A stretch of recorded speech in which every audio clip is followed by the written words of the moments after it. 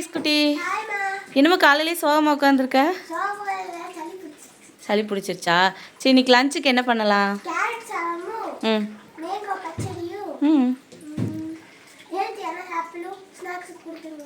அவ்வளோதானா? சரிடா, சரி, எப்படி பண்ணலான்னு பார்க்கலாமா?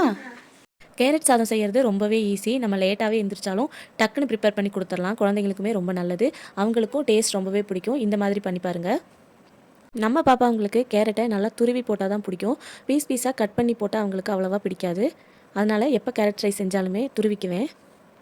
பேன் அடுப்பில் வச்சு ஆன் பண்ணிவிட்டு தேவையான அளவு ஆயில் சேர்த்திட்டு கடுகு உளுந்தம் பருப்பு, கடலைப்பருப்பு, அதுக்கப்புறமா கருவேப்பிலை சேர்த்து நல்லா பொரிஞ்சதும் தேவையான அளவு வெங்காயம், பச்சை மிளகாய். இந்த பச்சை மிளகாய் வந்து அவ்வளோவா காரம் இருக்காது. அதனால் நான் 2-3 பச்சை மிளகாய் சேர்த்துக்கிட்டேன். நீங்கள் உங்களோட காரத்துக்கு ஏற்ப சேர்த்துக்கோங்க.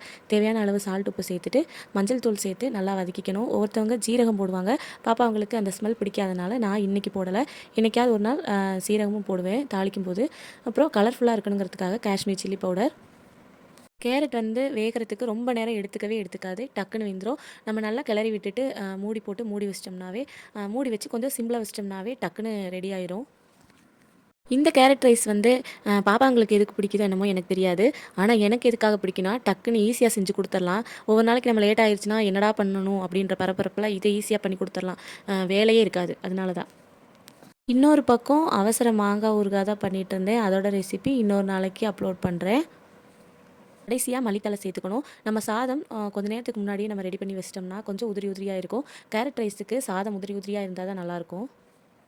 அவ்வளோதான், வேலை முடிஞ்சு. பேக் பண்ணி பாப்பாங்களா ஸ்கூலுக்கு அனுப்பி விட்டலாம். டேஸ்ட்டு சூப்பராக இருந்துச்சுன்னு ஈவினிங் வந்து சொன்னாங்க. நீங்களும் இப்படி ரெடி பண்ணி பார்த்துட்டு எப்படி இருக்குன்னு மறக்காமல் கமெண்ட்டில் சொல்லுங்கள். இன்னும் இந்த மாதிரி நிறைய வீடியோஸ் வேணும்னா மறக்காமல் நம்ம சேனலை சப்ஸ்கிரைப் பண்ணிடுங்க. பாய்.